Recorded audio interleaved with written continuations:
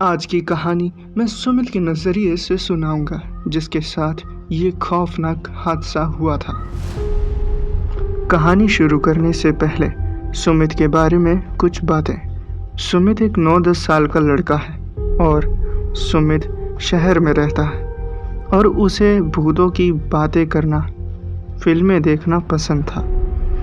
उसे लोगों को डराना भी अच्छा लगता था।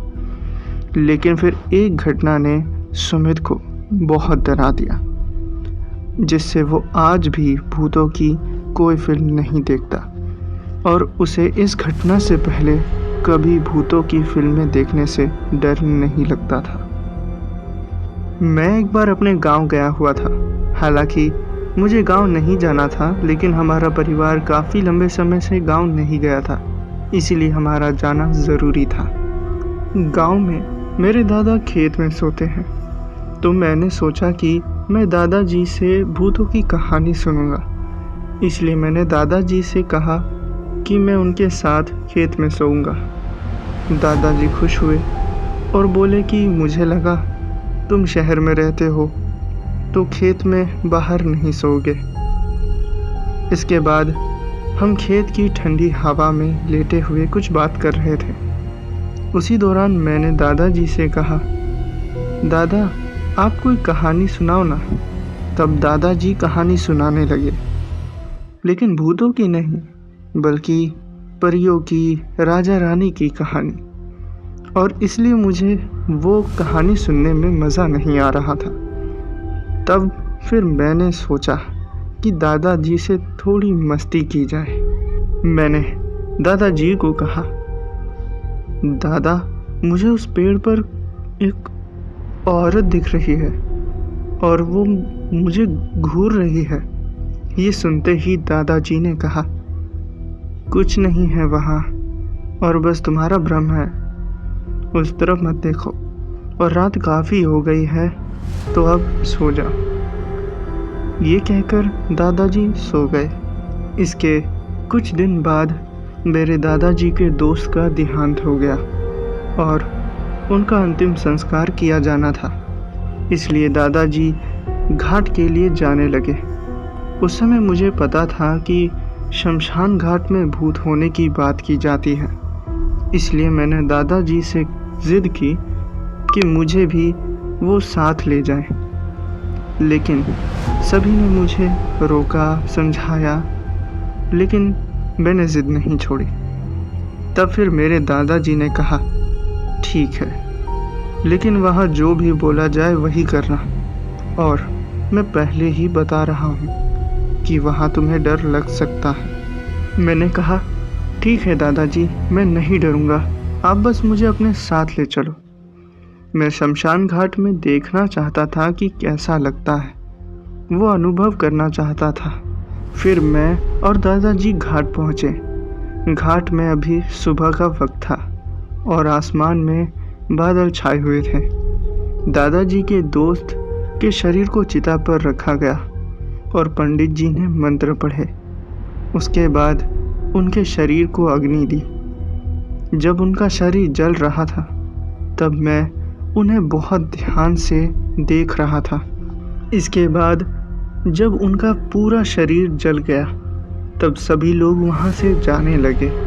दादाजी और मैं भी वहाँ से जाने लगे। तब दादाजी ने मुझसे कहा, जाते समय पीछे मत देखना और घाट से निकलते समय कुल्ला करना, नीम चबाना और बिना पीछे देखे एक छोटा पत्थर फेंकना, ठीक है?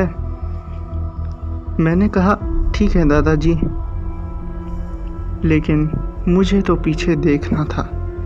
इसलिए मैं धीरे धीरे चलने लगा ताकि सब लोग मुझसे आगे हो जाए। थोड़ी देर में सभी लोग मुझसे आगे चले गए।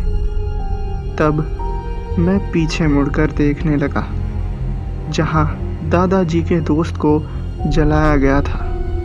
वहाँ 3 लोग खड़े थे उनमें से एक दादाजी का दोस्त था और बाकी के 2 लोगों को मैं नहीं जानता था, लेकिन उनमें से एक की एक आँख नहीं थी, दूसरे की नाक लंबी और अजीब सा शरीर था और वो ज़मीन से थोड़ा ऊपर उड़ रहा था।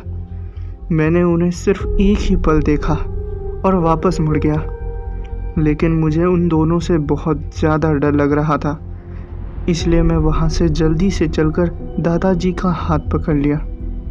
फिर दादाजी ने मुझसे पूछा, तुम कहाँ गए थे? तो मैंने बताया कि पैर में मिट्टी लग गई थी दादाजी, इसलिए पीछे रह गया था। हम सब फिर गाड़ी में बैठे और जाने लगे, लेकिन मैंने वो चीज़ें नहीं की जो मुझे करनी थी।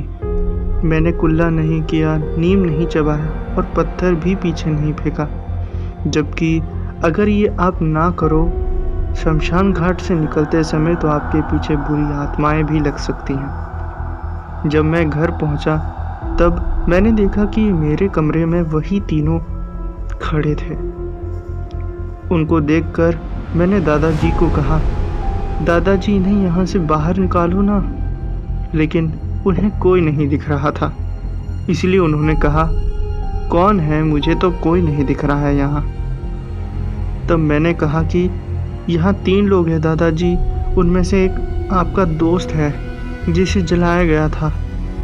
दादाजी डर गए और मुझे गांव के मंदिर ले जाने लगे, लेकिन मेरे छोटे भाई ने उन्हें रोक लिया और कहा कि दादाजी भैया हमेशा ऐसे ही कहते हैं, ये बोलकर कि उन्हें कोई दिख रहा है और लोगों को डराते हैं। तो दादाजी ने मम्मी पापा से पूछा कि क्या ये सुमित सच में ऐसा करता है? तो पापा ने जवाब दिया, हाँ ये ऐसा करता है। इसके बाद दादाजी ने कहा, मैं तो सच में डर गया था और मुझे अब समझ में आया कि उस रात भी ये मुझे डराने की कोशिश कर रहा था। ये बोलकर कि उसे एक औरत पेड़ पर बैठी दिख रही थी। इसके बाद दादाजी ने मुझे सज़ा देने के लिए रात में अकेले खेत में सोने को कहा, ताकि मैं अपनी ये आदत छोड़ दूं। लेकिन उस समय मेरे परिवार को बिल्कुल पता नहीं था कि इस बार मैं सच बोल रहा था।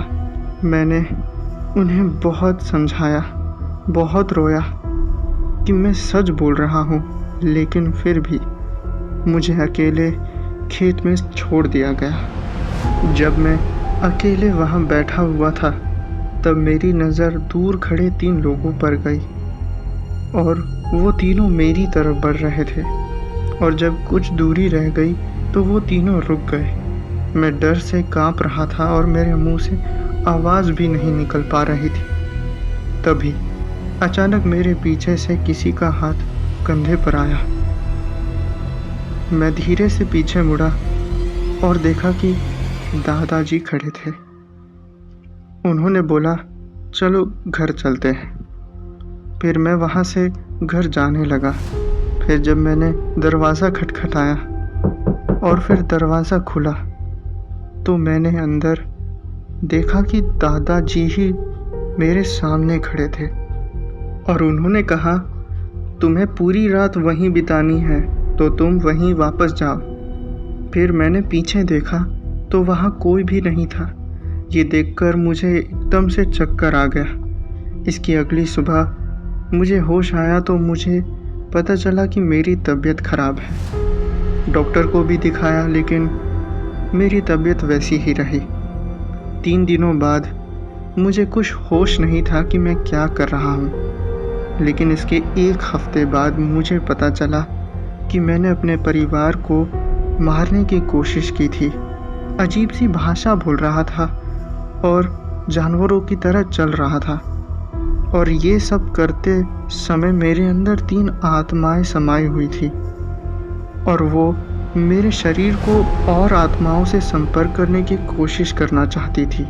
इस वजह से हमारे घर में और 11 आत्माएं आ गई। इन चीज़ों को ठीक करने में 1 हफ्ता लग गया, और अगर मुझे पंडित जी ने इन आत्माओं से छुटकारा नहीं दिया होता तो उस समय वो आत्माएं मुझे हमेशा के लिए अपनी दुनिया में ले जाती।